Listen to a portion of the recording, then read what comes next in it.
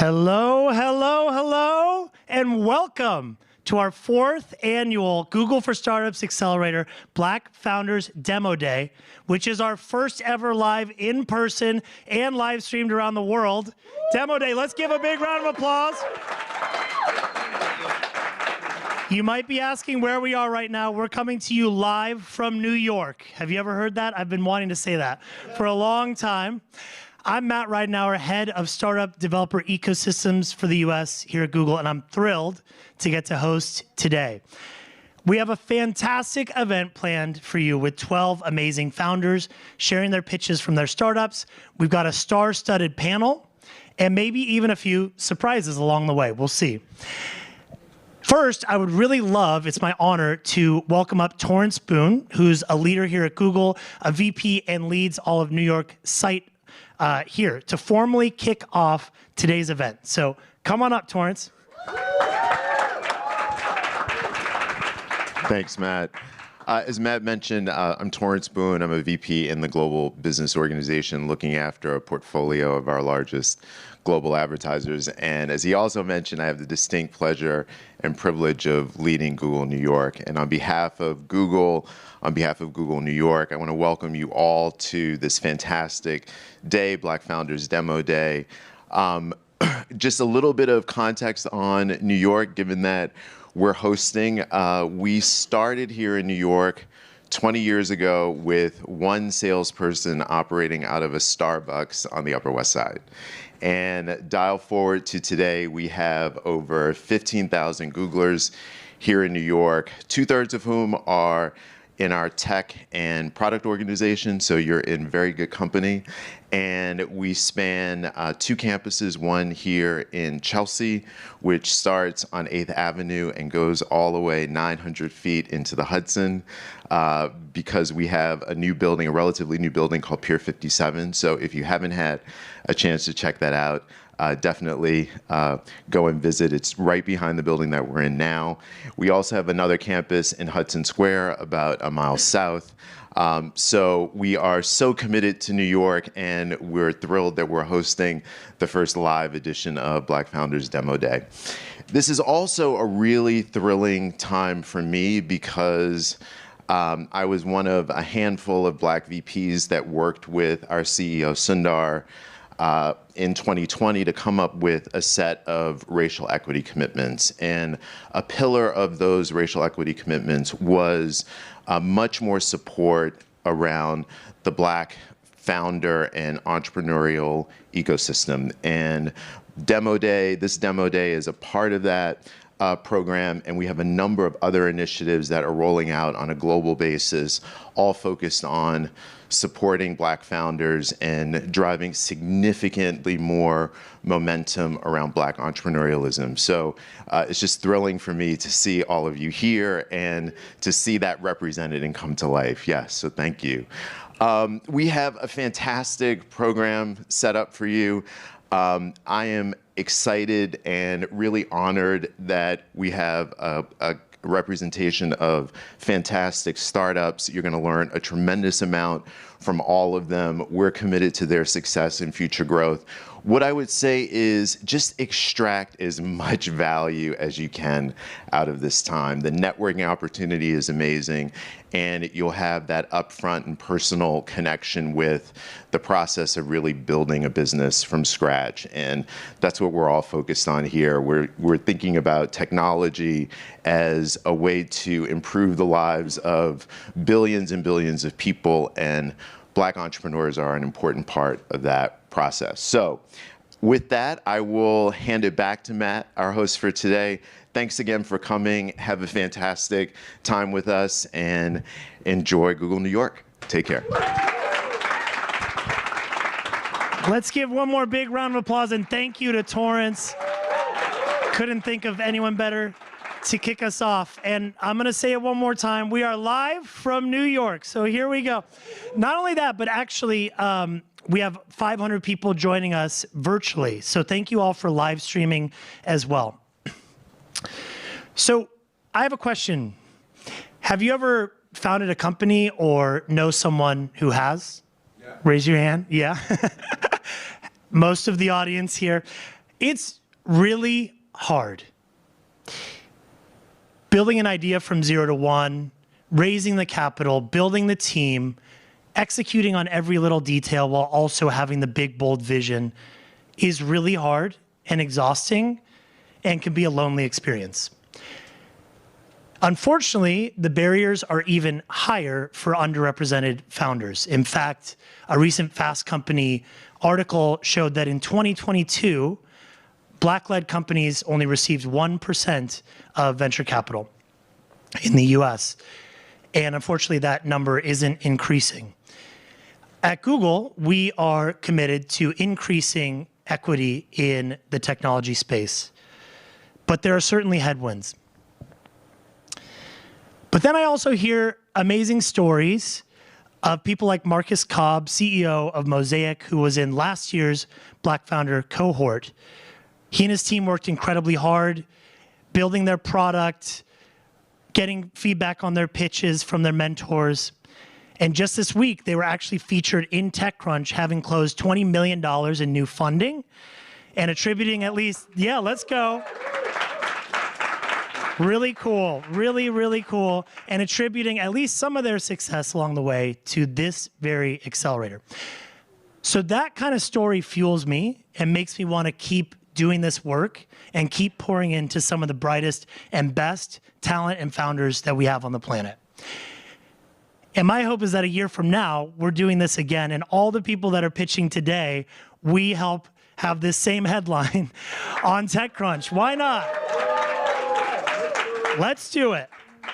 I also want to give really quick context. This accelerator is actually part of many that we host all around the world, supporting some of the highest potential startups in each market who are using AI and other technologies on big pressing challenges, from climate change to the future of cloud computing.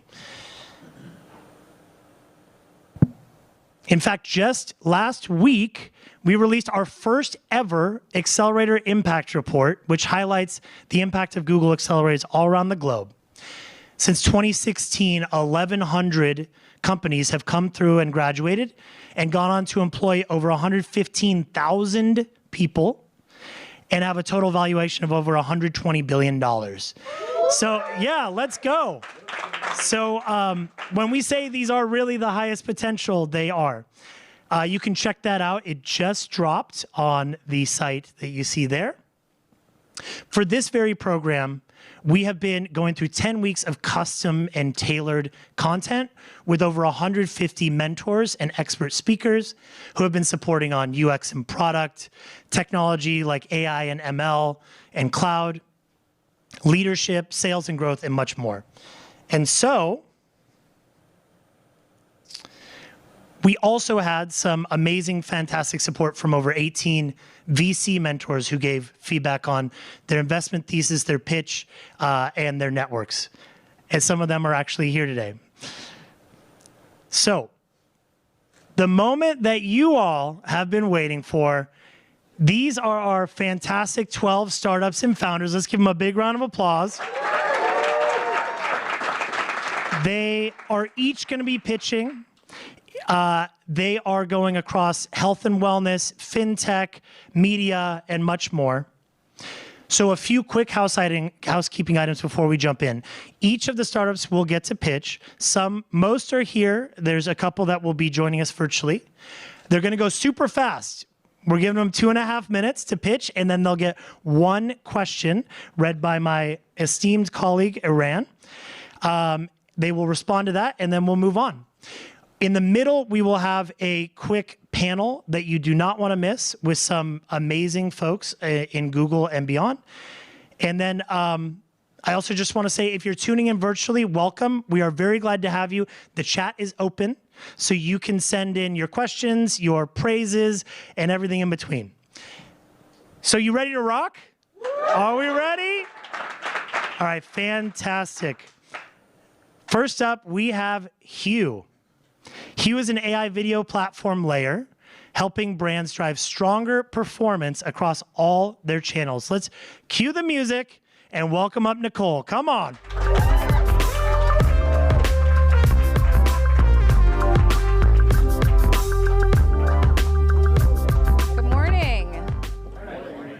My name's Nicole, and I'm the co-founder and chief marketing officer of Hue. Hue takes video content for brands and basically helps them make money. Now, if you're anything like me, and please raise your hand, I'm going to ask for participation, don't be shy. If you spent a lot of money this past week buying Black Friday, Cyber Monday deals, don't be shy. Okay, leave your hand up, don't leave it up, if you also watch videos of those products before purchasing. Okay, great, I'm not alone. So here's my experience. I went to my desk, I made my list, I checked it twice. So it's like, okay, great, I need concealer, my running shoes, my Brita filter. Then I went to the brand's website where, let's say this brand's telling me about their concealer and it's like, okay, it'll change your life, there's all this brand marketing copy, okay, great, I got it. Then what did I do?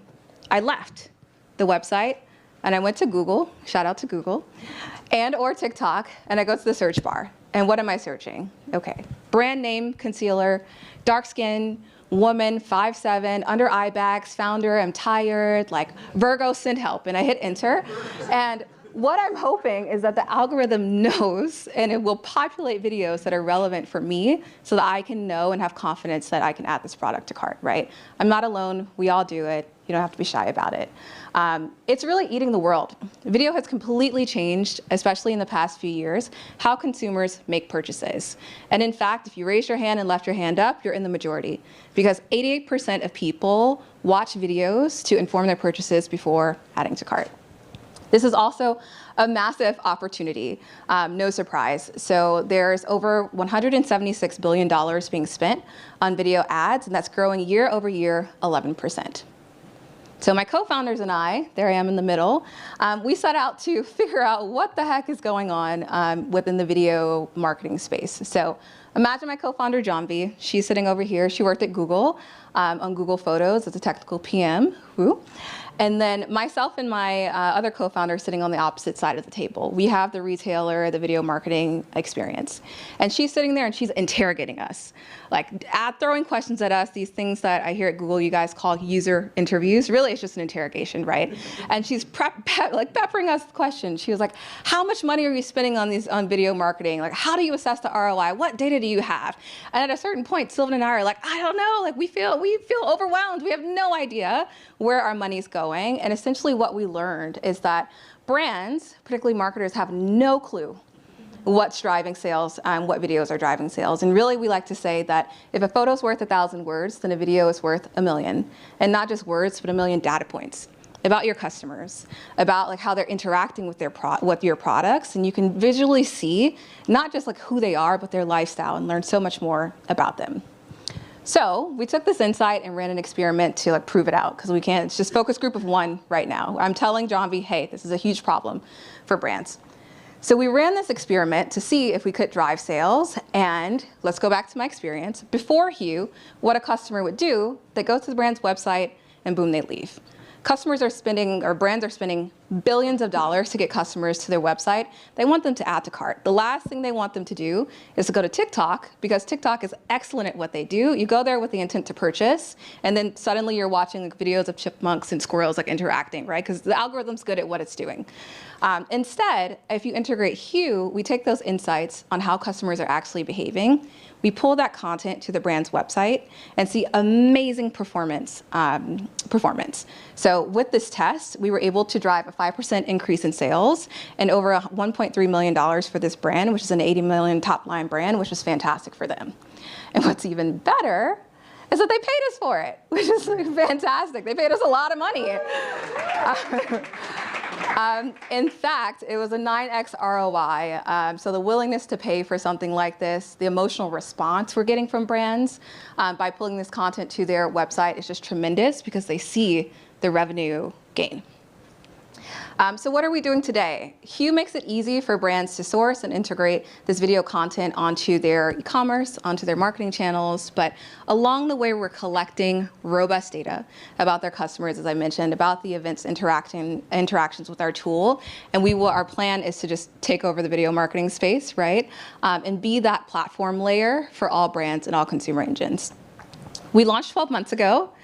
After we graduated from Harvard Business School, and within that 12-month period, we have 30 paying customers, which is fantastic. Yeah, let's give it up for that.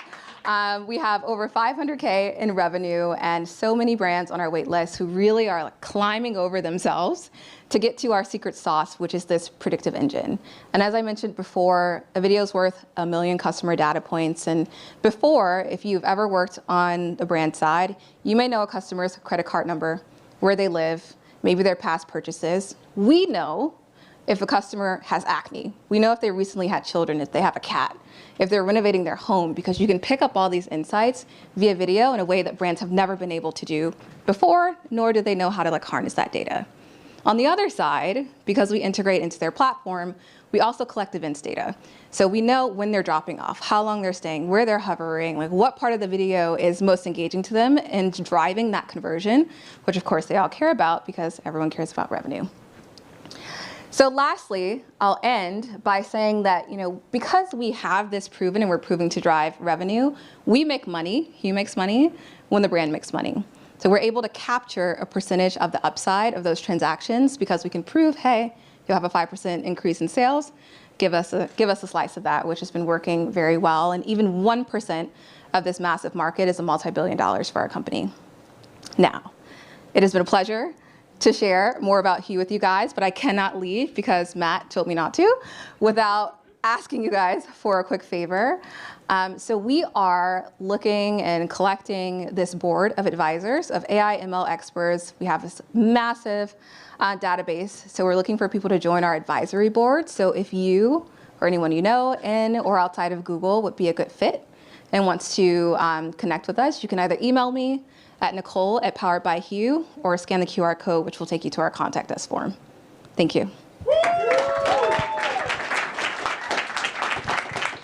Nicole, a quick question for you. So we've seen a few other embedded video platform tools. Why are paying customers choosing you over other solutions? Yeah, great question. We get that a lot. Really, customers are choosing us over their competitors or over our competitors because of the ability to prove the ROI.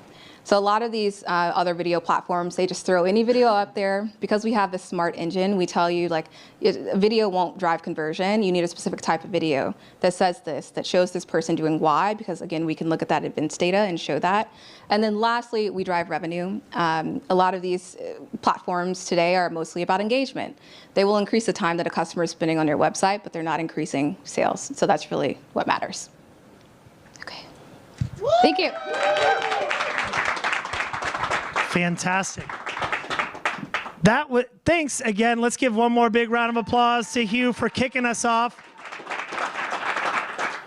Up next, I'm thrilled to introduce Ibanco, an AI platform for instant customer engagement across all channels. Let's welcome up Charles.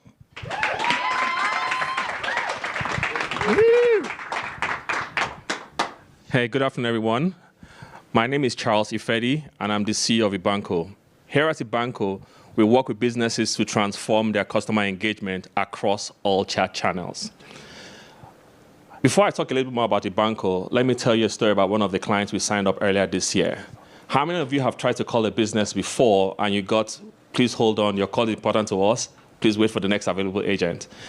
We know that that's not true. This client that came to us told us that their customers are really unhappy because of the amount of wait time that they have been experiencing. So they wanted to hire 15 new personnel that year or this year to be able to reduce the wait time that their customers are having because they felt that would help them improve their customer retention and customer engagement. 15 new personnel.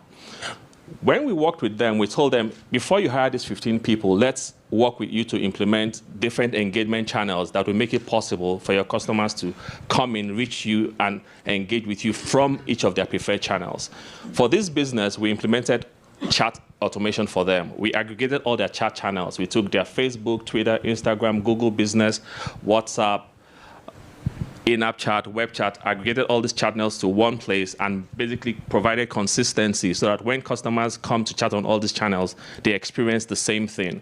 We also integrated to the backend systems to allow customers to self-serve, taking some of the things that they will have required a human being to do to become something that the customer could do themselves. For this particular client, we implemented 4 things. We implemented an FAQ bot so that 24/7, a customer could come, ask any question, and get an answer without speaking to anyone. We implemented a self-service bot as well that customers could come, report issues, track the issue that they had reported, and get an update later on. For outbound services, we made it possible for them to give updates to customers about where their orders are, challenges that their resolution for their issues, and things like that. And of course, a live chat module if the customer really needed to speak with a human being. Within 4 months of this implementation, they had really good results. Now, for them, the 2 most important results were the last 2. The first is that they were able to triple this responsiveness that they had. They didn't need customer service agents to respond to mundane questions anymore because customers could self-serve. Now, the more important one was that the number of inbound calls that they had reduced by 40%. That meant that the 15 people they needed to hire, they didn't need to hire them anymore. And that saved them about $500,000 in revenue for this year alone. So that's why Ibanco is really important. And we can do this for any B2C business. Now, several businesses have tried to do this on their own. They've tried to engage other people, but they've come to realize that it is expensive and time-consuming to use all of these tools. The people out there that we researched, there are about 6 million customers that could potentially use our solution, and the market size is about 6 billion in size. As a business, we currently focus on banks and fintechs, but in 2024, we plan to also add retail and insurance to the sectors that we focus on. In the 3 years that we've operated, we currently went from 0 to 100,000 customers that we serve every single month, and we continue to grow month on month. Now, the team has been together for about 3 years. I have had the privilege of co-founding Africa's first fintech unicorn, and for the and for my last 8 years working there, what I did, I ran a consumer business that had over 45 million customers using our platform. So I learned what it meant to build solutions that customers want, make it possible to take care of their needs, and basically we're taking that same learning to other businesses as well. My colleagues like Itonha worked with me in that last business, and we're here today to do this for several other businesses to make them grow and prosper. Before we go, I would like to tell you our ask. Right now, we're looking for intros to businesses that are in the B2C space that want a solution like ours, or partners that serve those sectors that also want to partner with us to provide this solution to their customers. And if you're a VC that has portfolio companies in this space that needs our help, please reach out to me also. Thank you very much.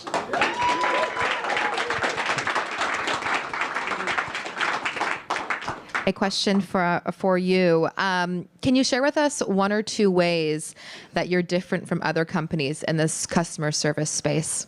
All right, thank you very much. So that's a question I get quite often as well, particularly since ChatGPT came into the world. Now, we focus on multiple areas of differentiation, one of which is the amount of channels that customers can use.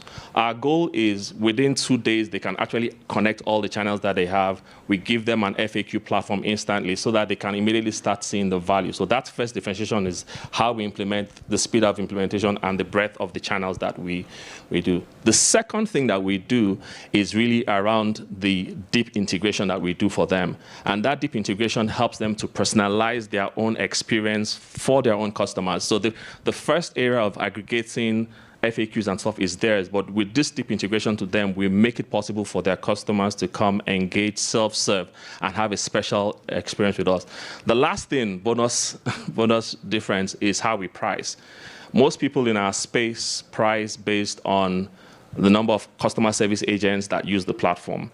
But if you remember the story I told at the beginning, the number of customer service agents is not really what the business is interested in. They're focused on how do I better serve my customers. So we price based on the number of customers we actually serve.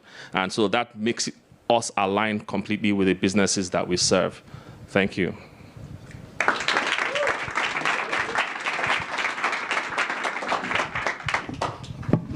Fantastic. Thank you, Charles. Up next, I'm thrilled to introduce Quema.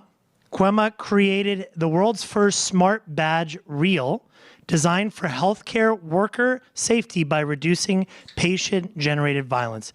Let's welcome up Ali.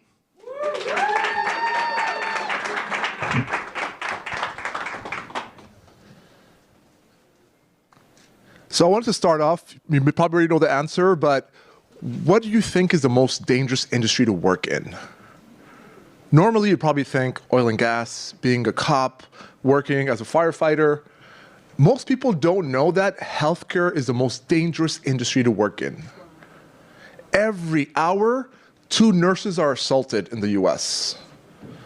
This is such a problem that federal and state governments have stepped in, putting $1 trillion strain on healthcare systems to do more. We took something that every healthcare worker wears, and some of you too here, and made it smart. We launched the world's first smart badge reel. Everyone wears one, especially healthcare workers, on site when they're caregiving. It has a little hidden duress button that you can press for 3 seconds. It's designed to keep healthcare workers safe when they're caregiving on site at the hospital, walking to their car after a long shift. And we know they sometimes work 10-hour shifts. Or if they're caregiving at the patient's home. Let's talk about one of our success cases. We implemented Quema with Integris Health. Integris is the largest healthcare system in Oklahoma with around 20,000 employees. They signed up for a pilot with their home healthcare workers. And in under 6 months, we increased the perception of safety their staff had and how confident they felt in their safety. Before Quema, it was under 50%. After Quema, it was over 88%. This is really important, guys. Last year, 300,000 nurses left the profession because of safety issues. So when we add these numbers, it means a lot to these healthcare systems that need to recruit constantly. So much so, Integris Health ordered 250 more units after this pilot and is now implementing Quema in one of their biggest behavioral health facilities as well. So we expect to grow internally with Integris, and there's a lot more healthcare systems we're talking to as well. I'm also really excited to announce that we have a technology partnership with Juniper Networks. Juniper is Cisco's biggest competitor. If you don't know how large they are, 6 out of 10 of the largest healthcare systems use Juniper. So any hospital that has Juniper Networks infrastructure can implement their badge reel, our smart badge reels, and know where the call for help comes within their facility with room-level precision so that they can actually save lives when it matters. Our business model is so simple. We charge as low as $5 a month to as high as $20 a month per user. The only variable is user count. You want to start off with 50, it's more closer to 20. If you want to start off with thousands, it's closer to 5. And we've validated this. We have customers that are already paying us in the 20 range as well, and we've just been adding prospects to our lists consistently, unfortunately because it's not getting any safer out there. Our pipeline currently has 120,000 user potential. That's going to equate to about 20 million ARR in the next couple of years, and that's not considering all the new companies that are reaching out to implement Quema. This market size, healthcare specifically, is a $1.7 billion market, and that's focused on the 17.6 million patient-facing workers. But it's not just the healthcare market. One of the biggest beer manufacturers in the world, Molson Coors, implemented Quema to protect their brewery workers in Milwaukee. And this is just an example of how our technology can be used to save lives during mass emergencies and evacuations. But we are so specific and focused on healthcare, so much so we got backed by one of the biggest healthcare systems in Illinois called North Shore Edward Elmhurst. Not only are they going to be an investor, but also a customer. So we're super excited to do that. Thank you. I've been building teams for over a decade. That's probably my superpower, to bring out the best in these underrepresented founders and team members like Joel Ibaceta, who's a top 5 open source code contributor in Latin America. We've been building a global team in the US, Canada, in Mexico, and in Peru. And I couldn't have gotten here without our domain expert advisors like Eric Sean Clay, who is the healthcare security guy, to somebody like Greg Twardowski, who exited his security company for over $500 million. Now, my ask to you is, if you can leverage an intro to your corporate security director wherever you work so that they can add a layer of safety for your workforce, we welcome that. Because at the end of the day, what we want is that when any employee real safe, they feel safe. Thank you very much. Well done, Ali. Thank you. Do you envision any upgrades to your current Smart Badge product? I get that question a lot. So we take user experience and human-centered design very seriously. And one of the things that we've realized with badge reels, maybe some of you have as well, is they break pretty easily. Our battery life lasts for 500 alerts plus, so it's never an issue. The problem is the badge reel breaking, and because we use the same Bluetooth that like an Audi has, we have to be conscious about our costs for our product. So what we're doing, actually, our next version of product that we're launching next year is going to be pretty much indestructible. It's going to feel like it's made out of carbon fiber, and the reel itself is going to have a Kevlar cord so that it never breaks. So we're super excited to be always innovating with these small incremental changes that mean a lot. Thank you. Awesome. Thank you. Wow. Wow, just fantastic. Thank you, Ali. Up next, we're going to be hearing virtually joining us, Akeptus, an AI-powered energy management platform for optimizing usage and costs. Unfortunately, they couldn't be here, but they did virtually stream in. So welcome to Nana. Woo! Hi, everyone. My name is Nana Albaforth, and I'm the co-founder and CEO of Akeptus, a smart building platform based in Glenwood, Maryland. And we're making energy affordable and accessible to all, especially small businesses. We know that small businesses are under strain right now. 42% of them are thinking about energy bills and also their cost on a daily basis. And 28% of them are always trying to figure out what to prioritize in order to keep the lights on each and every month. And one of the biggest concerns for them is about their energy cost. And as we know, 10 to 20% of expenses on small businesses are attributed to their energy bills. And we also know from our point of view that there are so many inefficiencies in our operations on a day-to-day basis. So what Akeptus does is that we actually review those inefficiencies to the small businesses and also to homeowners to allow them to be able to see opportunities that they could do or things they could do to be able to reduce their energy costs. So we actually come with a decades long of data from 3,000 plus buildings and on a granular level. And we've been able to run algorithms on this with a 92% certainty, where we could now pull insights and ensure our users as to what are the inefficiencies in their buildings and what they could actually do to be able to reduce those inefficiencies. In addition to that, we're also closing the gap between providing them with the insights and also helping them to see the available tradespeople in their area that could help them fix inefficiencies that we've seen.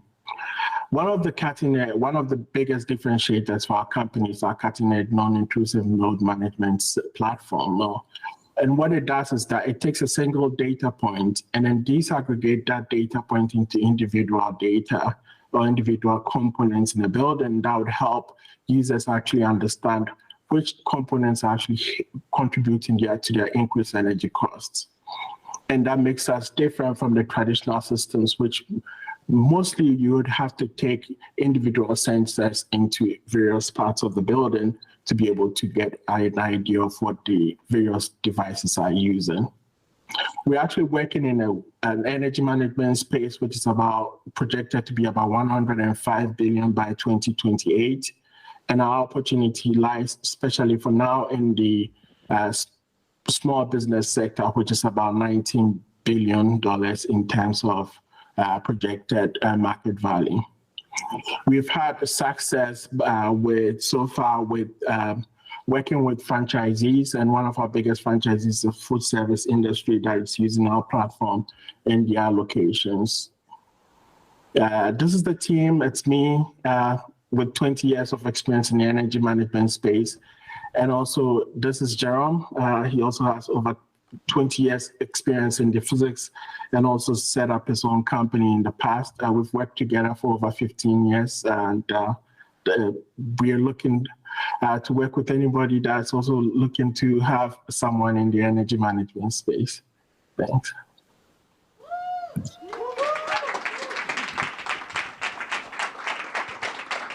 All right. We are totally multimedia here. We're doing it live. We're doing it live stream. We're coming from everywhere. Up next, before our break, we have the amazing Care Copilot. Care Copilot helps take the stress out of caring for aging loved ones. Let's welcome up Elise.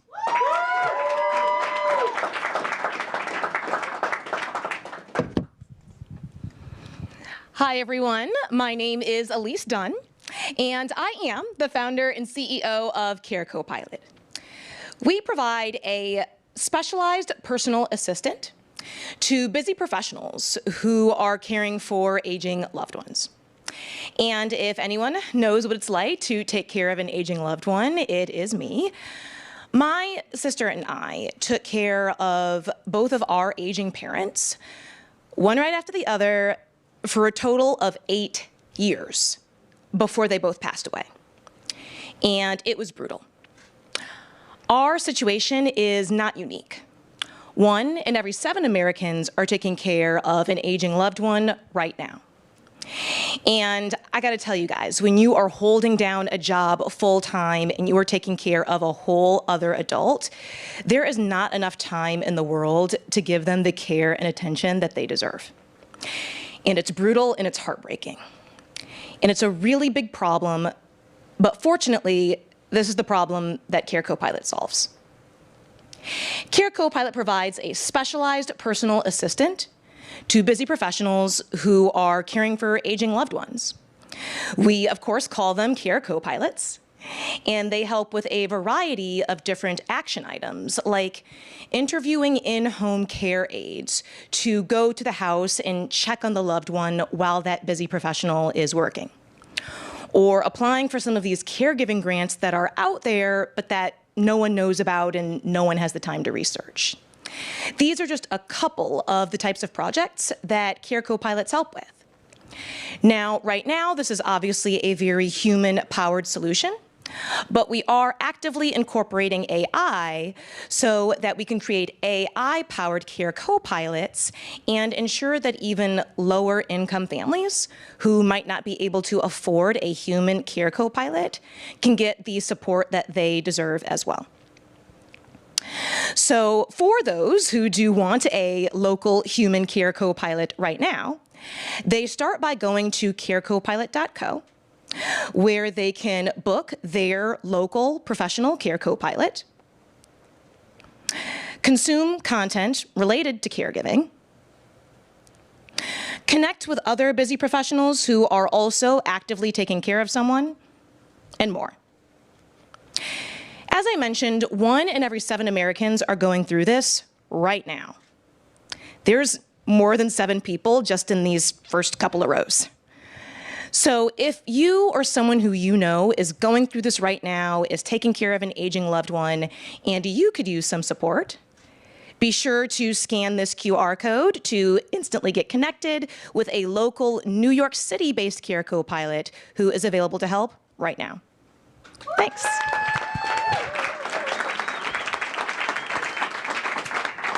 Thank you, Elise.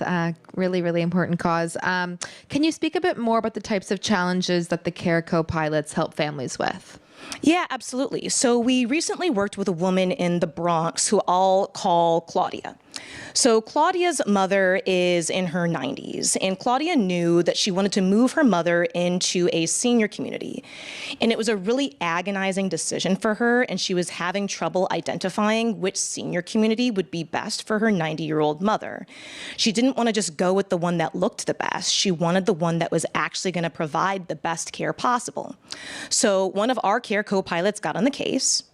And that Care Co-Pilot started by doing some online research for answers to questions that Claudia didn't even know to ask, like what did Medicare rate these senior communities? And how many violations did these communities have in the last few months? Then that same Care co-pilot actually went in person to each of those 3 senior communities and did a little secret stopping in order to ask more questions that Claudia didn't know to ask, like what is the nurse to patient ratio, and what is the food situation, and what kind of diversity in food options did they have, because her mother was Dominican and she loved her Dominican food. And so at the end of the day, Claudia was able to come to a decision and move her mom into a community that worked out for the entire family. And she said that she would have made an entirely different decision if she had not had that support from a Care co-pilot to help guide her in that decision.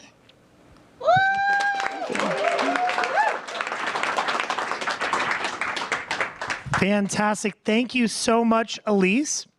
And I lied to you. We do have one more awesome startup before the break. We've got Indigenous AI, who's driving precision health equity at the genomic level. Let's welcome up Yusuf. Come on.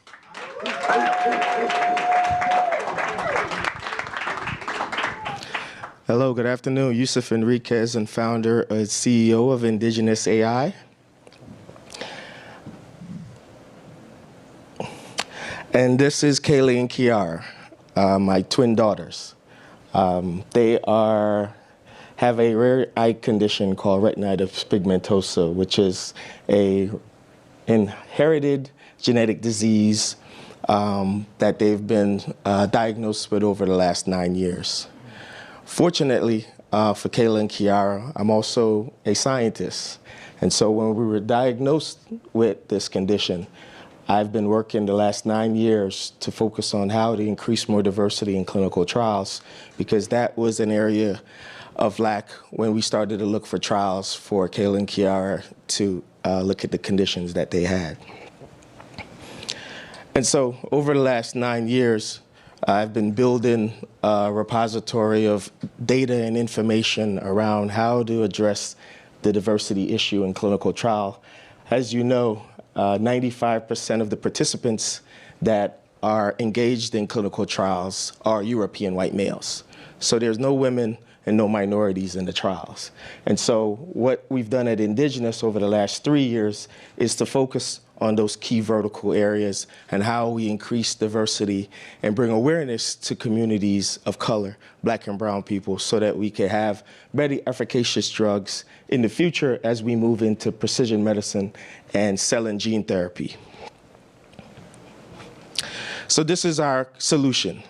We've created a precision health discovery platform which will drive differentiation by actually recruiting minority patients in communities and then sequencing those samples with emerging technologies such as next-gen sequence technology, also health literacy in communities of color to drive more participation in trial. As you know, there's been a large hesitancy in African American and Hispanic joining trials.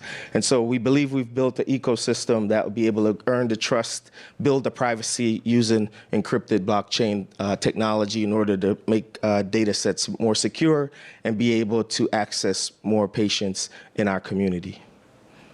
Market is huge. Unfortunately, this is such a huge issue from baseline to drug development. We had to look at this as a holistic problem that we needed to solve, from the baseline of recruiting the patient all the way up to drug discovery. And what we've identified here are the 4 major areas that are highly needed and sought after by biopharma in order to drive drug discovery so that we can have better efficacious medication as we move into cell and gene therapy. Competitiveness, we're sitting in the middle, because there's not a lot of data set, one, that has diverse population. As I mentioned to you before, 95% of the drug trials are European white males. So all of the pharma companies are shopping at the same store. And so we're looking to revolutionize that area, getting into communities and building the trust so that we can have a different ecosystem where we'll be able, all right, we're back. And so, so what our goal is to do is to make sure, so here we are. One of the major things that we've been able to do over the last 6 to 12 months is established a partnership with KPMG. Take applause for that one.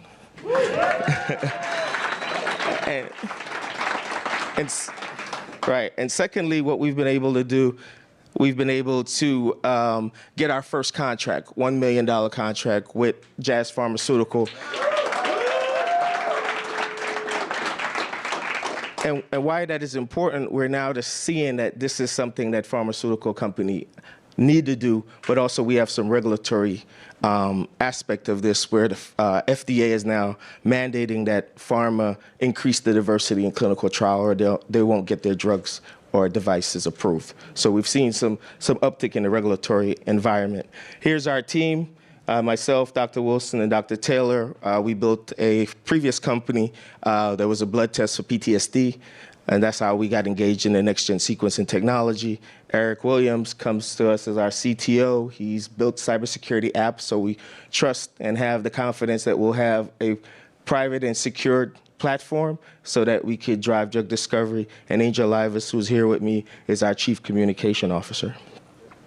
We have star-studded advisory team, including Gardy Bartomeu is here in the audience, former Chief Medical Officer for the Veteran Affairs, Dr. Cameron Matthews, and Ryan Vega, Chief Innovation Officer formerly at the VA.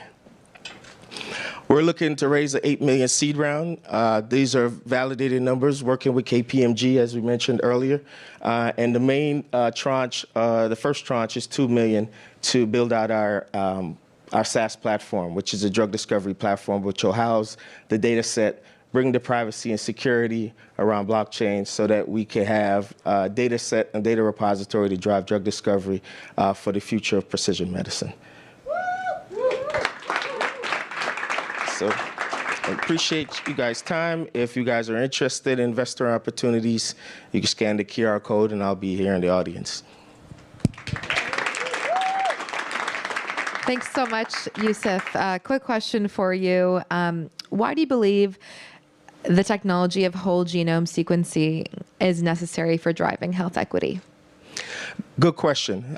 So over the last 10 to 20 years, the human genome has been sequenced. Unfortunately, it's predominantly of a white Caucasian male.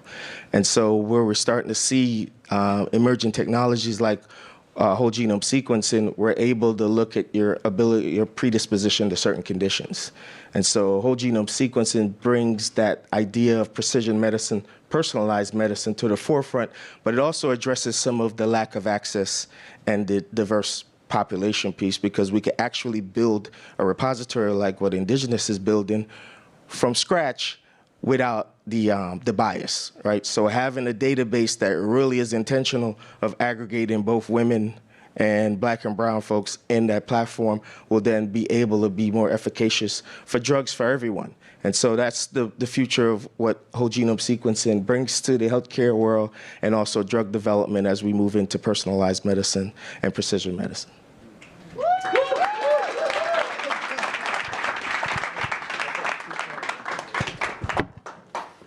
Fantastic. Let's give another big round of applause for our first 6, kicking it off. That was amazing. I'm already getting texts from people in the audience that are like, these are the sharpest founders. This is amazing. So with that, we've reached the halfway point, and up next, we're going to bring some of our panelists up on stage to talk about startups, AI, and technology. So panelists, come on up. Let's give them a round of applause.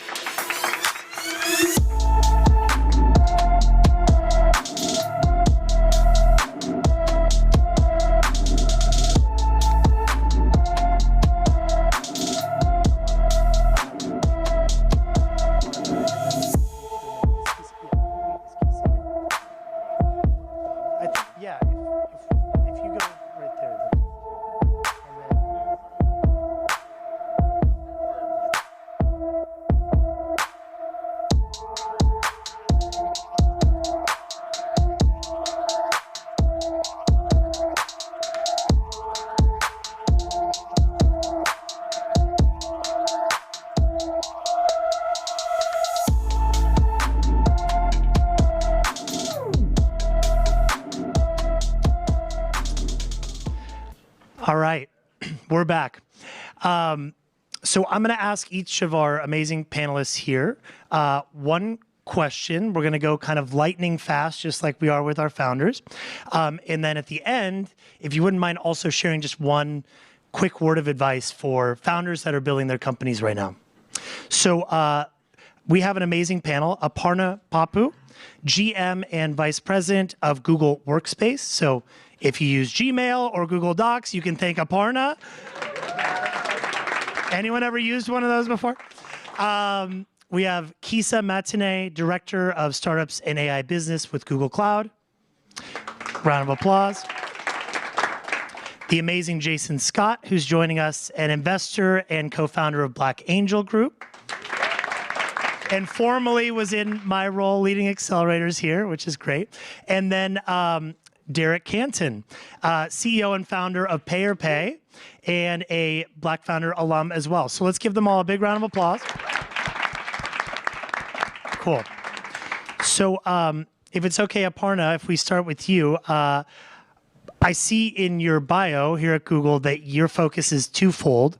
One is building high-performing, collaborative teams where people from any background can succeed. And two is helping people meaningfully connect and collaborate with AI. And I imagine that's both for large companies, but also early stage companies. How do you think about that? First of all, I think I missed the all black outfit memo. So I was looking for a unicorn sweatshirt so that maybe there were some unicorns here, but zebra, close enough. I was so impressed listening to the tail end of some of these things. So I really don't think I have any advice for you. I'm just here to be inspired by you all. So I'm grateful that I could be here. But the reason there's two things for me is ultimately it boils down to people and technology. Technology is no good without a great team. You can't build technology without a great team. And at the end of the day, the people are what make all of our lives far more meaningful. And we run these products that are billion user products, right? Gmail has 2.5 billion users. All of the workspace apps together, a total of 3 billion active users. And it's an enormous responsibility. But at the heart of it, we want to create room for fun and playfulness and all of that. And it starts with the people and creating a sort of environment of really strong psychological safety that you can fail, you can take risks, you can try new things. And trust me, I just got out of a meeting where we've had one giant, enormous failure, but that's okay. We'll be fine.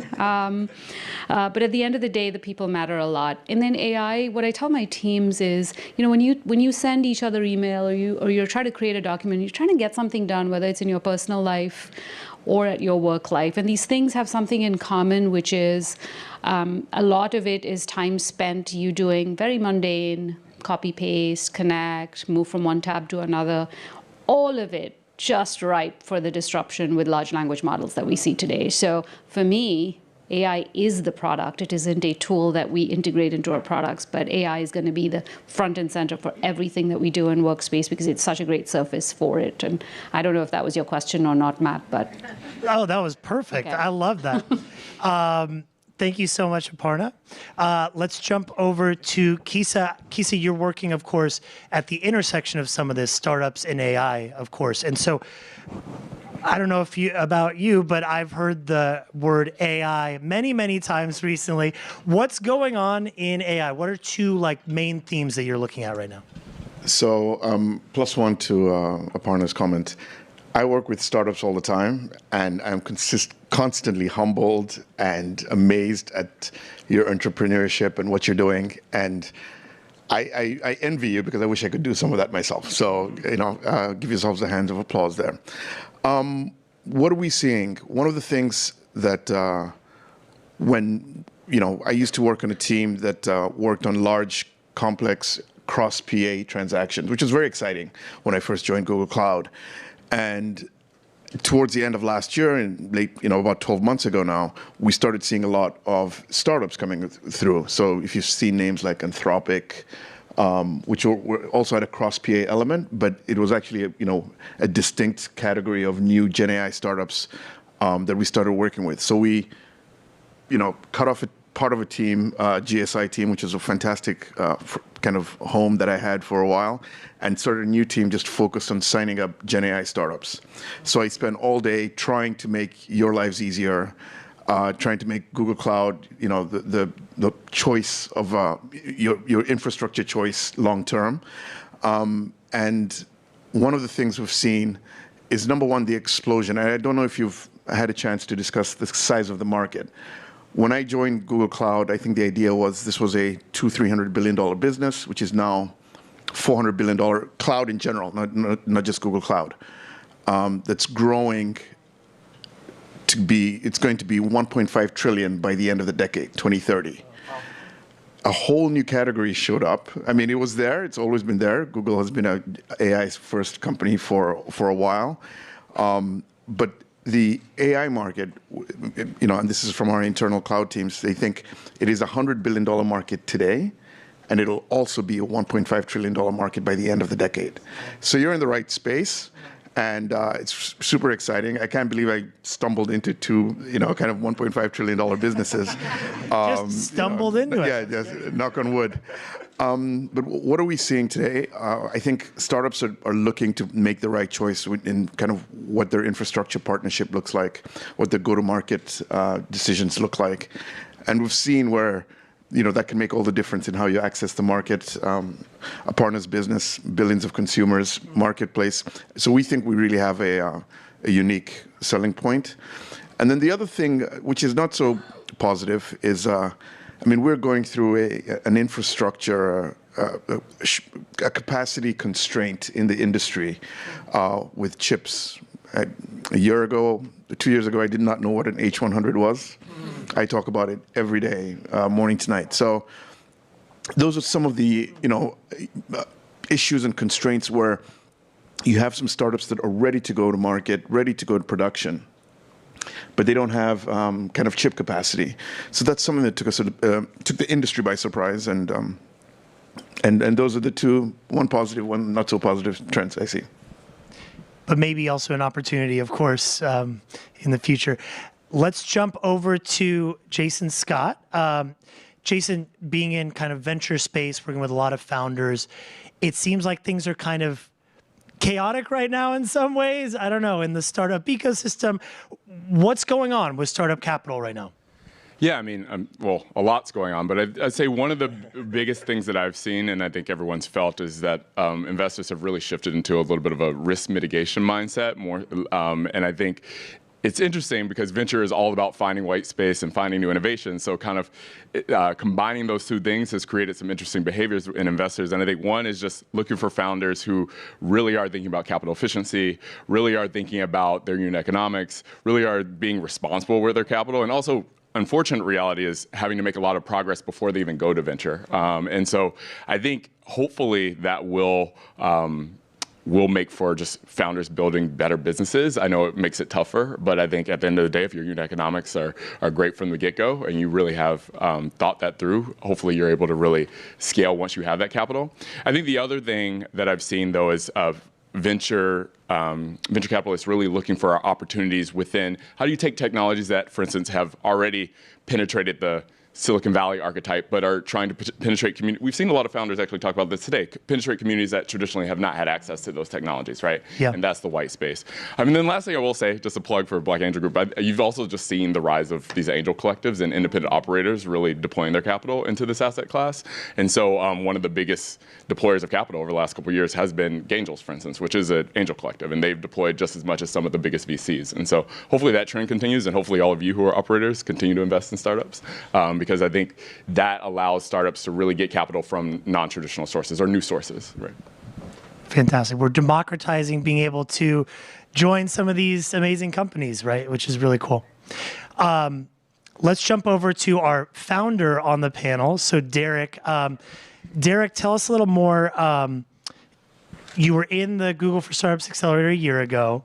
Tell us like the one-liner on Pay or Pay, and then how was it for you? And was there anything particularly that stood out that you learned that could be really helpful for other founders out there? Yeah, well, great to see everybody. So I mean, there's a lot there, but to start with ParaPay, so we work with restaurants, help them better engage with their guests through payments as well through data as well too. So we work with brands like Carl's Jr.'s and Hardee's and others, and it's been a journey, man. There's a lot of things that you guys talked about today that resonate, and even Jason, like you mentioned, Gaingels, and we're fortunate to be a portfolio company of Gaingels as well too. So I think when I think about the program was incredible, but for a couple reasons. And the first two words that really come to mind, first is access, and second is community. I think that one, being a startup founder, you said it at the beginning, it's hard. I mean, I feel like that's not even doesn't fully describe how hard it is. I mean, we're fortunate we've gone through a couple of rounds of funding from angels, and we're VC back now. But dude, it was crazy. It was crazy. Yeah. I'm like really. I mean, like, Put a fine point on that. Yeah, right. Yeah, it was one of the hardest things I've had to do. And the reason why we were successful in that was because of the networks and the community that then got me plugged into Google, and now our entire tech stack is built on Google. And when we're having challenges, like I'll call Matt or call the people, and I'm like, hey, I need access to this, or connect me with this person, and they can do that. And I think on the community point it's a very lonely road being a founder. And I think, when I've been at this now for 6 years, I've been working as a founder. And I think oftentimes it's very easy to think like, oh, I'm the only one who's dealing with this problem, or like, oh, I have to deliver by myself. But when you're in a space where you can be vulnerable, you can be transparent and say, hey, look, like I need help with this, and then people just rally. You don't really find that in other places, but the Google for Startup program really provided that for us. And so I'm super grateful.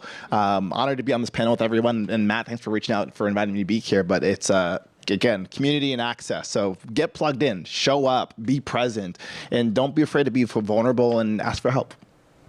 It's fantastic. And this is all free advice. That's amazing. Okay, so we do have about 5 minutes, and maybe we can open it up to the crowd here. So does anyone have a question for the panel that you want to pose? And we have a microphone, I think, coming around. Yep. Yeah, right here in the front.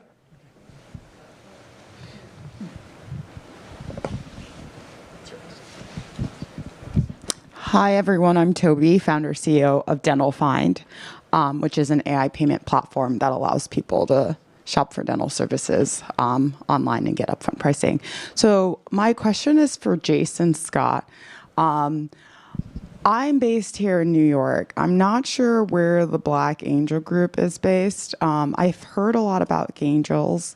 I have not heard, maybe if I have heard about the Black Angel Group, and maybe it was like this past month, potentially. I don't know if I'm confusing it with maybe a Black MBA Angel Group. And his point is, how do founders get in touch with you? And I guess, how are you guys sort of marketing yourselves? Because I guess it could be my fault. Maybe I'm remiss in just not being aware, or I don't know, being plugged into however you guys are reaching out to founders. Yeah, one thing I would say is in general, a lot of these angel collectives are new. A lot of them are popping up. And so I think one thing I generally just challenge you to do is a lot of operators, and I'm sure if you talk to a lot of people in this room, they've invested in this asset class through some means of being in an angel collective, or maybe in a small group with their friends, or a group of colleagues. And so for Black Angel Group, for sure, you just reach out to me. Now you know me. But I think in general, and I tell founders, this is also being live streamed around the world, Hey, everyone. But I think in general for folks, I encounter so many founders who say, hey, I got to go to San Francisco. I got to walk down Sand Hill Road and just knock on doors to try and talk to VCs. Your capital doesn't have to come from venture, right? And there's so many folks that collectively can deploy capital quicker because they're deploying their own capital, and they also have a group of folks, colleagues that maybe they are really passionate about climate, or maybe they're really passionate about health tech, et cetera, that they bring together and invest through special purpose vehicles all the time. But always happy to help you navigate that. I'd say there are so many of them. I talk to so many people all the time who are like, yeah, I'm in 4 different angel collectives, right? But they exist, and they're pretty much everywhere, honestly. Fantastic. I think we have time for one more. Yeah, go ahead. Hi, everyone. This is Ashish Katen. I'm a founder with my company name is Catbots in consulting and tech innovation. My question is for Kisa. You mentioned about the chips kind of being a bottleneck at this point, and we don't have enough infrastructure for all the companies to be able to take advantage of this AI, ML, and the next gen tech, right? So I happen to also be part of this MIT AI ML class and went to a high performance computing sessions. So they were talking about hey, how can we now move towards more energy efficient, and there's more innovations in terms of what happens with the how everything the semiconductors and etc. that's involved, right? So I'm sure you have a better view of things with you being at the forefront of technology. Just wanted to understand do you see some kind of a major innovation happening which is going to change the way we are using the technology from a hardware and the chip standpoint, or do you see we just need to produce more chips or something? Yeah. Well, maybe I'll take a crack because I think it's important to understand, and NVIDIA actually published their stats, really interesting earnings call. So if you haven't listened in their latest earnings call, I thought it was fascinating, dry but fascinating. Though I do think that there's, where we use chips today, if you think about these base models, a lot of it is going into pre-training and fine-tuning and so on, right? So if I'm a founder starting a company today, I actually just need the chips primarily for fine-tuning and inference or serving. So there's a lot of work. Most of it boils down to mathematics in terms of how we can improve the inference so that the costs aren't what they are today. And so what's great about that is you actually don't need to redesign the chips to get the first leg of performance improvement. We have not run out of any runway over there like we would traditionally think about. And so we have plenty of room to double the performance and speed of inferencing overall. The other thing that I'd encourage everybody to think about is these on-device models. You don't need to wait for a giant allocation of H100s in the cloud to get started. You could get started on your desktop today by running some of these open source models. And then you can get a feel for it. I think one of the greatest things about this generation of AI is it is incredibly easy to get a feel for what the thing can do because its programming language interface is English, right? And so don't hold back. Don't let the chip stop you. But I don't know if Kisa knows where the chips are coming from. No, I think. Tell us, Kisa. I agree. I don't think it's a problem that there is a wide variety of chips that are available, from TPUs, GPUs, etc. And often we find that a client comes in and they want one particular set of chips, and we can provide others that deliver the same at lower cost, but they're just unfamiliar with them. But I think that over time that will abate as the use cases become more and more developed, and people can see, okay, somebody else did that, somebody else ran inference models at low cost, etc. And then the only other thing I would say about kind of as far as the energy usage, I mean, we are already on our way to kind of being carbon neutral. I'm not sure if it's 2035 or 2030. So, and there's innovations coming there as well. I don't know if you've seen some of these underwater data centers, but lots of innovation coming down that path. Fantastic. We just have about 1 minute. Is there any final word maybe for the founders here or founders tuning in around the world we want to leave? So this one's for the founders. A question I often get asked from early stage startups or people who are thinking about starting a company. It's like, how do I start? Where do I get an idea? There's just so many questions. And the thing that someone told me that was really challenged me was, and I'm gonna tell this to you listening, just start. It's the simplest advice, but just start. Just do it. Just do it. Exactly. One thing I would say, especially given the context of we're in a room of underrepresented founders, is I often say underrepresented founders in particular should tell themselves, be bold, be a little bit shameless, and go for it. Because I often see someone say, oh, well, I don't want to do that cold outreach, or it might be a little awkward. I'm like, someone's asking, and someone's going to get the resources, right? So just be a little bit bold, be a little bit shameless. Don't do anything that's not ethical, but go for it. Any other final words? Yeah. I mean, just adding to what Jason said, I think be adaptable. This industry is moving so fast. If you find that your lane is already occupied by better and more developed and competition. There are other lanes that have less, be agile and able to move. We found that with some of the very successful startups we've worked with this year, they go down a certain path, but they have a big, they have a grand vision of where they want to get to, but they're flexible in how they get there, and of course they have grit. I think that's the most valuable characteristic. Yeah, I mean, I would not presume to give any of you advice, and you especially, I think, amazing. But I will say that often there's a class of jobs or a category of jobs that tend to be lonely, and I suspect founder might be one of them. So I really loved what you said. Don't be lonely. Find your people. We're all going through some form of misery at some point of the day. Like, find your people. Yep. Fantastic. Can we give a big, big round of applause? Awesome, awesome panel. Thank you all for being part of it. Yeah. And we'll be back in 30 seconds.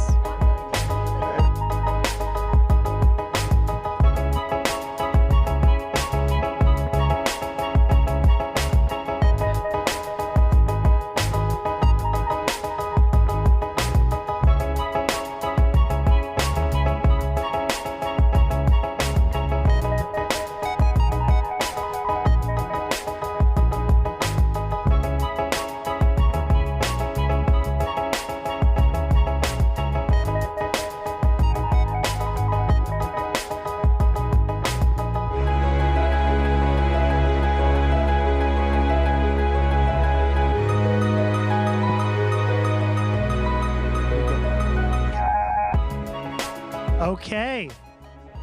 And with that, we are through the halfway point. Let's jump right back in. We've got 6 more fantastic pitches from our founders.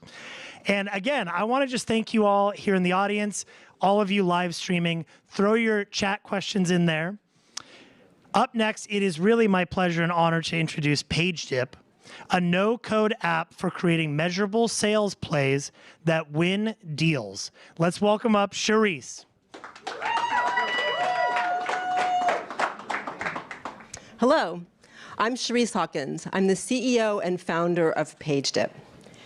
PageDip enables marketers to stop guessing and start actually knowing what collateral works down to the specific word. Sales teams need to know exactly what's working and the most updated information to do their jobs well, and marketers help them do that. But what if they aren't really looking at the collateral? And worse yet, what if they don't know that no one's looking at the collateral? It means that sales teams can't sell as effectively as they could, and there's wasted time creating materials that just aren't moving the needle. So we help with both of those things. And here's just a few of our happy and growing customers that are using PageDip every single day. And by working with them, we know that there are hundreds of playbooks, I want to just mention that, and a ton of product materials that have to be created and updated, which is a very daunting task. It can make marketers feel like this. I don't envy them. So I'll tell you a story about one of our customers. They had created videos, very specific ones that cost them time and money, for each of their product launches. They released those pages as page dips, and the data started rolling in real time. They were really excited. This video is going to be awesome. This content's going to be amazing. Then they noticed something. No one was looking at the videos. It was somewhat of a eureka moment. I'm going to call it a eureka moment. And they were able to take the videos out and find other collateral, other sections of that collateral, and move that up to the top, those pieces that were really sought after. How do they know what those pieces were? Because they had the data. Needless to say, they have not only re-upped their engagement with us, but they are expanding it because they can't live without this information. You might wonder, what do page dips look like? Well, here's an example. And they're really easy to create. You can drag and drop whatever you need to right there on the page and hit publish with a single click. And then that real-time data starts rolling in. They're easy for the sales team and account execs to access. They can get to page dips directly or using one of our many integrations, including Slack. I want to let you hear a testimonial from one of our customers who I couldn't said it better on how they've really improved their collateral by using PageDip. And I'm here to tell you that you can help us out. We are excited to add 6 new customers in Q1 of next year, and we can do that with your help. We're seeking introductions to CMOs, enablement pros, or agencies that are excited to revolutionize their sales collateral and measure it more effectively. I look forward to talking to each of you, and thanks in advance. Charisse, a question for you. So if I'm understanding your product correctly, PageTip Solutions applicable for nearly every industry or marketing team. So why are you only focused on large enterprises? That's a good one. We're a really lean team, and so we're hyper-focused and basically doubling down on the areas that we're already winning. And being able to work with people like Salesforce and their sales collateral, we know that we're onto something. But that should make it easier for you to meet my ask and introduce us to enterprise and organizations that you think we could help benefit their collateral. You can make better content when you measure its impact, and we've shown that. Thanks again.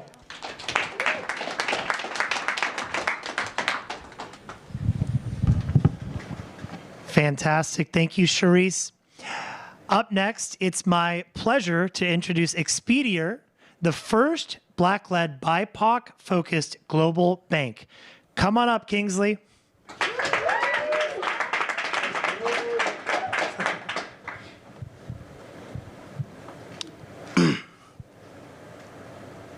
Every once in a while, a revolutionary product comes along that changes everything. Steve Jobs, 2007, when he was introducing the iPhone. Shortly after that, I immigrated to North America. On arrival, I went over to the landlord that I've been speaking with to rent their house. And after speaking with them for a while, they told me, I like you, you've got a good history and background. I would love for you to rent my house, but I need to see 6 months of credit history. Frustrated, I'd ask her, what is that? She said, it starts from the bank. I walk over to the bank and I simply ask the lady at the counter, I want credit history. She says to me, no, that's not how it works. It starts with opening a bank account. I'm like, sure, let's get it going. And then we're filling the form. We get to the place where I need to put in a residential address. She asked me, do you have a home address? I said, no. He said, well, darling, unfortunately, I cannot open a bank account for you. So here I am, stranded on arrival. I can't rent a house because I do not have 6 months of relationship with my bank. But at the same time, I cannot even get that relationship because I don't have a house. Remind me again who built this system? But I'm not alone. In fact, in North America, we have over 5,000 banks and financial institutions. Yet, at the same time, we've got over 20 million people who are underbanked, people that look like myself. And that number is only getting worse. Statistics has it that in the next 8 years, that number is going to double up because of the growth in immigration, vis-a-vis crisis in Ukraine and all of that stuff happening around the world globally. And nobody is asking what's happening. In fact, as I speak with you today, right now, over 7 million people in North America do not have a bank account. I'm not kidding you. Well, that is fast becoming a thing of history. Ladies and gentlemen, allow me to introduce, of course, I don't have to mention Google-backed, the first Black-led, BIPOC-focused global digital bank that is changing all of that. But how does it work? A few days ago, I flew in to the US. At the airport, I put up my app, my Expedia app, and I requested for a US bank account. And within 5 seconds, I had one in my name. I put funds from my other banks globally, and I put it on there. And the US account also came with a card, which I funded on the spot. I put it on my Apple Pay, I loaded it on Uber, and I was good to go. And I didn't even have to walk into a banking hall, all under 5 minutes. It's not black magic, it's technology, and it's happening for real. Little wonder then, we have processed over $10 million and growing. Our apps have exceeded 10,000 downloads. We're essentially in a hyper-growth phase. How are we making that happening? Well, using Google Marketing Magic, not Black Magic again, we're able to acquire our users for less than $5 per user, and we stand to make over 3,500 from each of those users annually.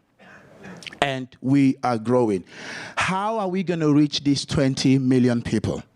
I'm happy to announce a channel partnership with Founders Institute, the world's largest pre-seed accelerator in the world. They have essentially onboarded us to be the preferred global banking provider to all of the startups globally, 10,000 of them.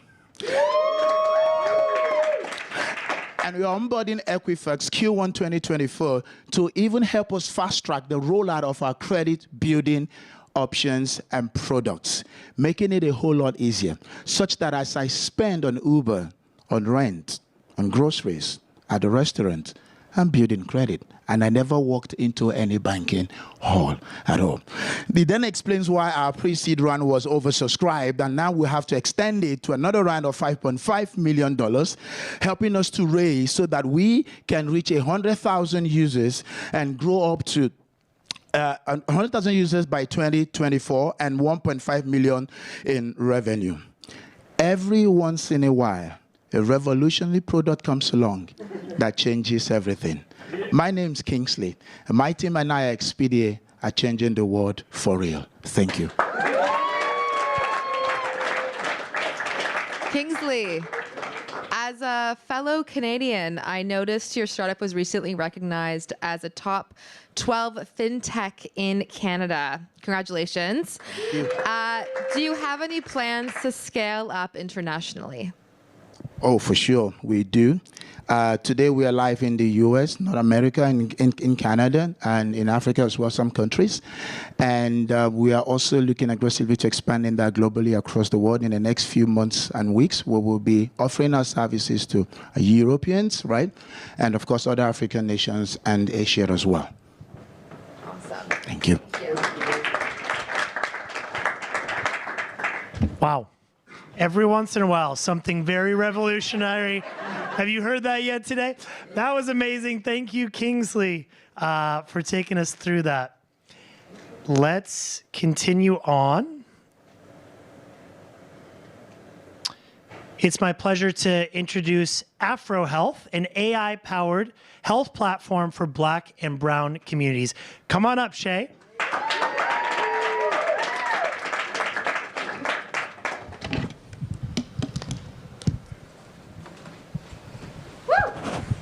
Hello, everyone. My name is Shay. I'm the CEO and co-founder of Afro Health. Our mission is to improve the health of Black and Brown individuals using AI and human health coaching. Did you know that over 300,000 Black and Brown Americans die yearly from heart disease, stroke, and chronic lower respiratory diseases? This is per the CDC.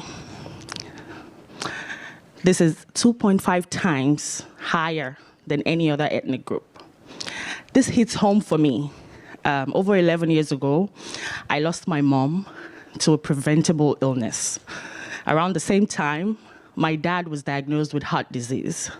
I made it a point of duty not to lose another parent. So I started health coaching. And this launched me into a full career in health care. This personal journey of mine led my COO and myself to extend this health coaching to more people in the Afro community, because she herself is a healthcare professional, and we see this live in the hospital. We've created a platform where we're offering personalized, culturally sensitive, predictive and preventive care using AI and human health coaching.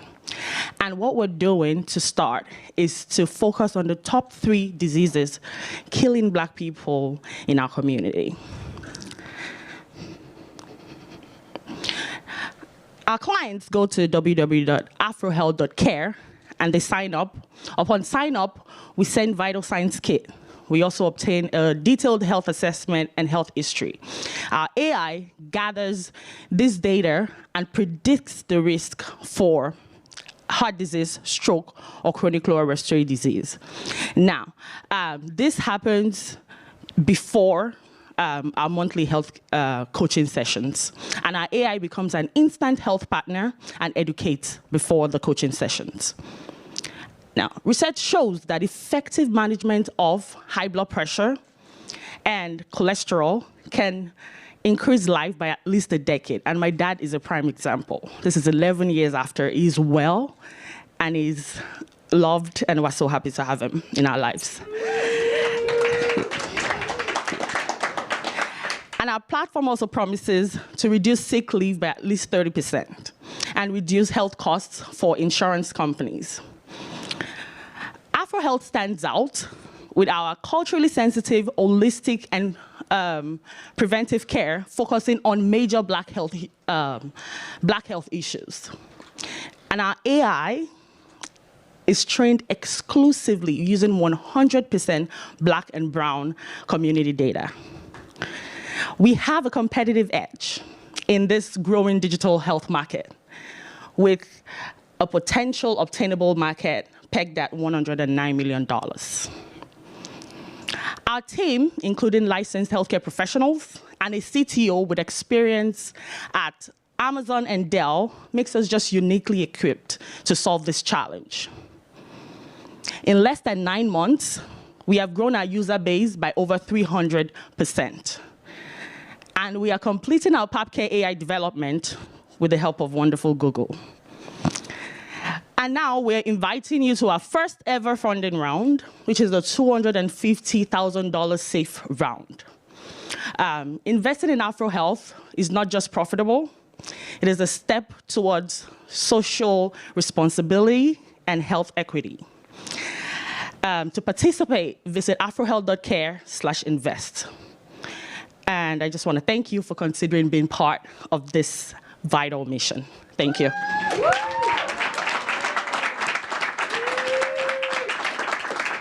So a question for you, Shay. Taking your unique insights since launch into consideration, what are you prioritizing to scale? Thank you for that question. Our scaling priorities is centered around the vital needs of our demographic. Our primary focus right now is forging partnerships with insurance providers to make our health service accessible and affordable for the Black and Brown community where insurance is essential.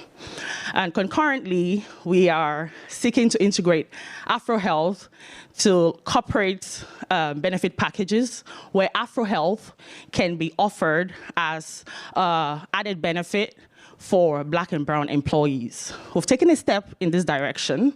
We had a meeting with Black Google's network. About 2 weeks ago, we were able to meet with BGN Atlanta, and we are happy to take any introductions to insurance providers that you know, as well as directors of benefits at companies that you know as well. Thank you. Fantastic. Thank you, Shay. Up next, it is my sincere honor to introduce My Home Pathway, who turns mortgage rejections into revenue and wealth. Let's welcome up Castley. Come on.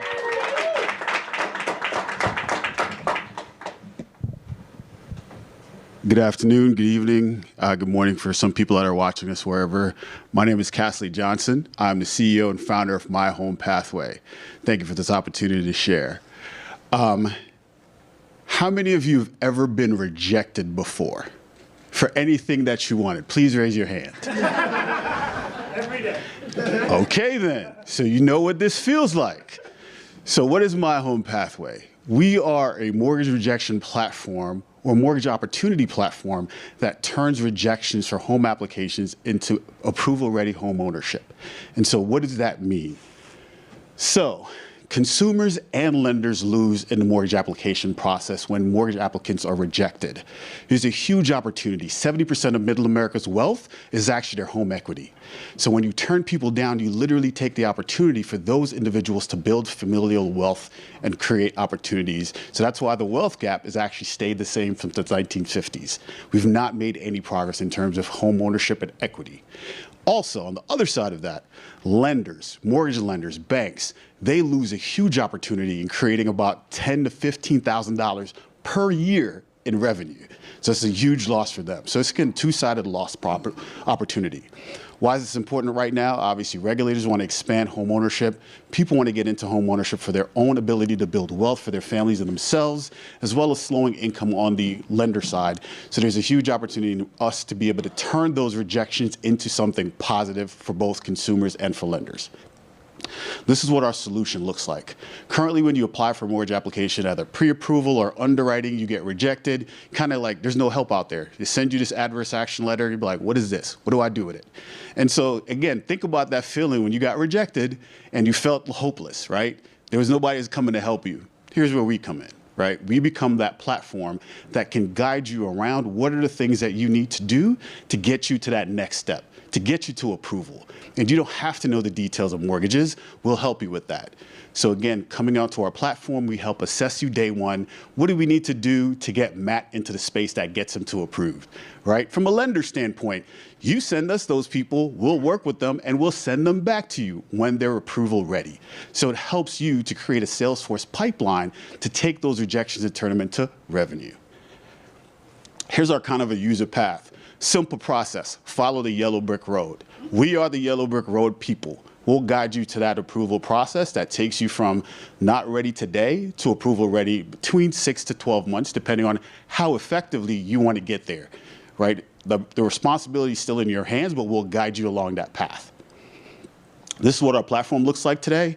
As you can see, it's desktop and mobile responsive, so you can jump on it on your laptop when you're at home, or you can do it on your phone when you're at work. You don't need to set an appointment with somebody. You can actually just get the guidance from our AI-enabled tool that helps you to assess and provides you specific recommendations that fit your particular needs and criteria. Button, here we go. It's our business model. We'll take some of those business rejections, about 5 million people that are rejected every year. About 70% of them we can work with to help them to actually improve their risk profiles to get them approved. We make about $3,000 per customer, so it's actually pretty lucrative. You're looking at a $1 billion per year market. And again, this is why the opportunity is vast out there to help consumers as well as to help lenders. Traction, shout out to Google, always the plug. We have some great other accelerator programs. Bank of America, Grand Central Tech, as well as others. Some great revenue partners. We have National Debt Relief, LendKey, TransUnion, Isuzu, and others. So you can see that we have some really good partnerships with some of the best and brightest organizations in the country that are helping us to provide guidance to folks that really need the help. Our team, myself, I have about 15 years in banking experience as a bank examiner, as well as a bank exec at some of the larger organizations in the country, model builders at a PhD experience, as well as some of the best in the business in terms of mortgage, private equity, and operations.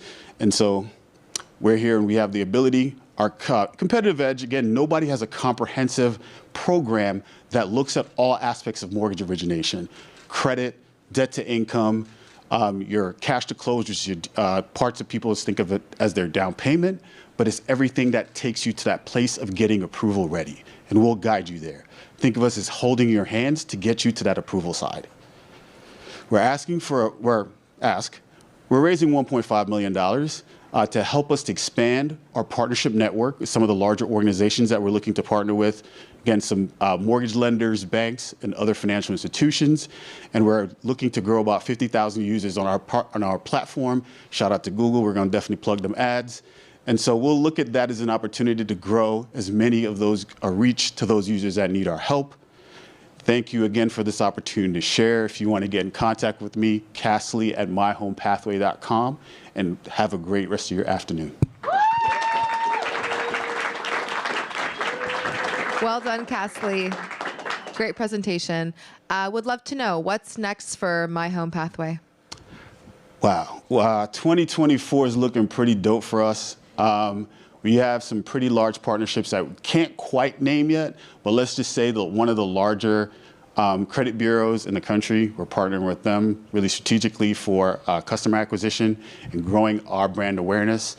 We also have, again, one of the larger credit processing organizations in the US that we'll be building some of our specific products with.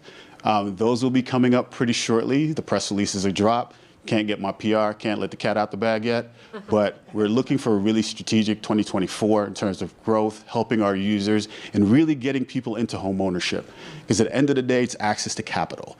That's been one of the biggest challenges for too many communities, whether black or brown, immigrants or others. We want to make that a thing of the past. So join us on this mission.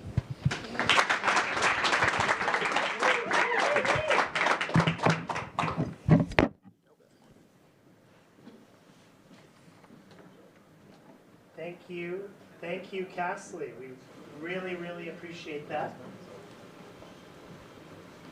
You got it. Thank you, Castley. We super appreciate that. Up next, we have Planly Health, a digital health solution supporting providers. Unfortunately, they were not able to join today in person, but they are also sharing virtually. So let's all give a big shout out to Alicia. We now live in a time where the backbone of our healthcare systems are at extreme risk. I want you to meet Sarah. She's an emergency room nurse who works back-to-back 15-hour shifts. She manages her patients while being physically, mentally, and emotionally exhausted. And unfortunately, like so many of her fellow clinicians, she's actually entertaining the idea of leaving her calling entirely due to the crippling effects of burnout. Now, I want you to think of the hospital that she works in and think of it as a cup of water full to the brim. Then you drop an ice cube into it. Look what happens. This is an analogy of how critical workforce risk can affect an entire health system and their clinicians.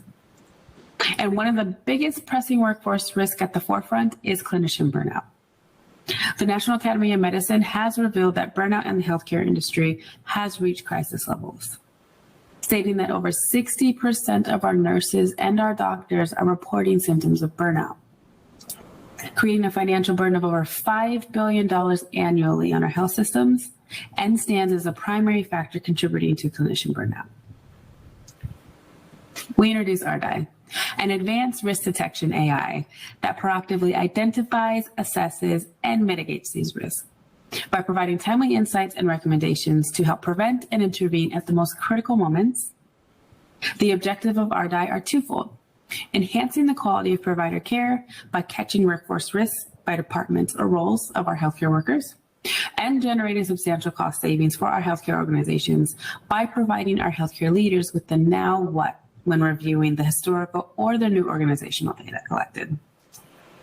By providing personalized resources exactly when it's needed, we support healthcare workers and their organizations. This may look like recommendations of existing employer benefits, like mental health services, a suicide hotline, or if needed, a new vetted and evidence-based solution for the organization. Now, we have had tremendous growth in the past year that our team is extremely proud of. We've graduated Techstars and concluding this amazing accelerator with Google. We have also earned $970,000 in revenue, secured 20 behavioral health locations, and secured 2.5 in funding. Now, our founding team has over 20 years of human capital management experience and is founded by multi-time founders. We are actively pursuing hospitals and behavioral health systems with 500 or more employees. So if you do know of any health systems or potential partners we should connect with, we would love to connect with you. Lastly, I want to add that our team is extremely committed to unlocking the full potential of our health systems while protecting the heartbeat of healthcare, our clinicians. My name is Alicia Harris, co-founder of Planly Health. Thank you. Bye.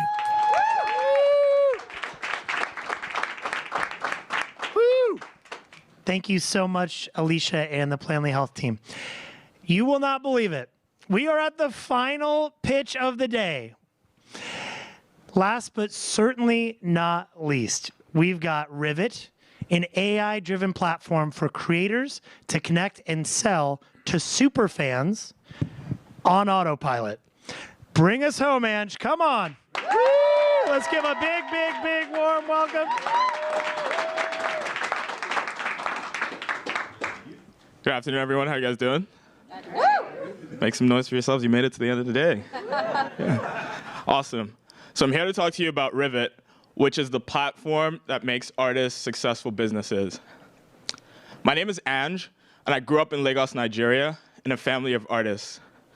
I'm a rapper and musician myself, and got frustrated around my second album when I struggled to understand who had engaged with me in some way in the past, bought something from me, come to a show, and found that using that information in any way going forward for my new releases to grow my career and business was tedious and difficult. So much so that I paused creations of my own and started building Rivet to be the platform that I desperately needed. I'm no different than majority of musicians who struggle to leverage their communities that support them to grow their careers and businesses. This is a $100 billion problem, and it continues to grow. These musicians struggle to manage and monetize their fragmented communities across platforms and places where they engage due to processes that are manual, complex, and time-consuming. They end up managing these platforms differently. Their fan data becomes siloed and difficult to keep up with. And then they ultimately make decisions off of stale data or downright guesswork. And this leads to wasted time, money, and resources. Rivet solves this problem by providing an AI platform layer that kickstarts content, messaging, and sales on autopilot, driving up engagement from their communities and increasing revenue. Here's how it works. An artist begins by connecting their disparate commerce, social, and engagement platforms to Rivet. Rivet centralizes and stitches the data from those platforms and builds detailed fan profiles and scores fans. And with this information, Rivet generates messaging and content that matches the artist's brand, voice, and tone while resonating with fan preferences. Rivet's latest generative AI features take this to the next level, making hyper-personalized fan outreach scalable. Musicians can collect zero-party data and monetize their community through exclusive experiences and content on the platform. Most importantly, Rivet acts as an artist hub for sending content and selling directly to fans. They can reach them wherever they exist, all from within the platform. Rivet has saved 4,800 artists time by eliminating 95% of marketing efforts within their workflow, 4x engagement by gamifying personalized rewards based on fan preferences, and increased revenue by tailoring exclusive drops and enabling dynamic subscription and monetization offerings. There's a massive shift afoot, and we're right at the center of it, and we're excited. Just this year, we've seen Taylor Swift generate close to $5 billion in consumer spending from leveraging, understanding, and activating her community of die-hard Swifties. Yeah, we're aware. For the first time ever at scale, without the large capital or the large team, the everyday musician with 50,000 fans in their community can generate $80,000 a year. Rivet helps them build that community. This is because today they can go direct to fan to market and sell and actually extract the full value that they create from activating and growing their community. Just like Shopify did for everyday merchants and gave them the tools to look, feel, and operate like established brands, we're bridging the gap with our technology for everyday musicians to look, feel, and operate like they have their own army with Swiftie-level engagement. Thank you. We're the team to build this. Over and above being MIT engineers with specialization in machine learning, we have experienced firsthand the problems musicians face, and we're hungry to revolutionize this industry and solve this $100 billion problem. We're building the future of community and business for musicians, the future of direct-to-fan, and an entirely new ecosystem for musicians to leverage their communities and build media franchises and businesses. So, if our mission lights a fire in you, and you're a full-stack engineer or a designer, or you happen to know one, and you would enjoy working with this goofy bunch on fun problems, we'd love to talk to you afterwards. Thank you.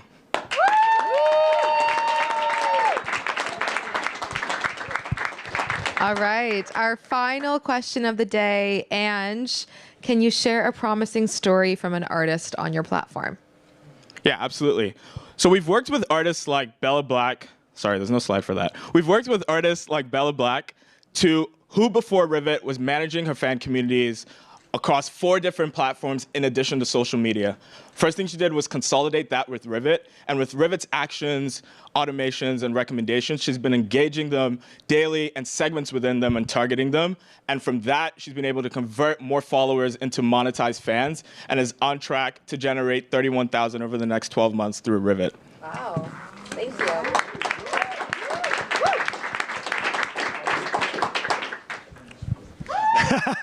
Drop the mic. You actually can. That was so good. Wow, that was really, really awesome. We made it. Wow, give yourselves a big round of applause. I can't believe it. That was really cool. I feel super energized. Huge, huge thank you to many people who helped put this all together. Our amazing event production team back there, our team here at Google, Aran and Marty, Uttam, and many others. A fantastic thank you, of course, to the 12 amazing startups and founders. Let's give them one more big round of applause. Yeah.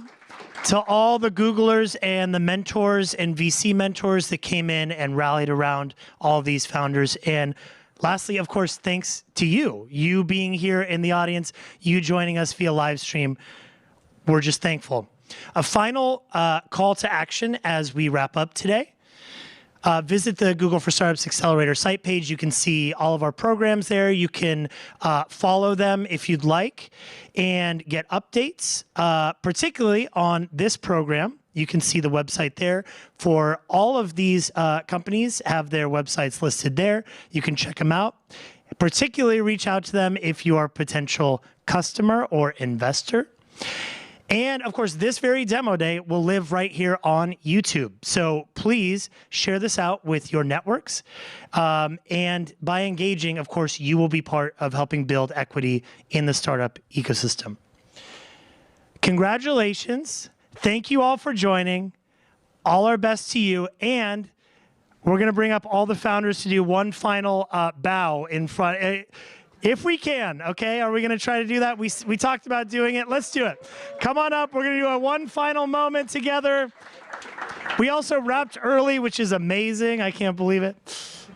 So come on up. One final moment. Angel, you're in this, right? One final moment. Do we have everyone? All right. Oh, yeah. I'm going down. Yeah. From all of us to you, big bow. All right. Thank you all. Live from New York. We finished. Have a great rest of your day.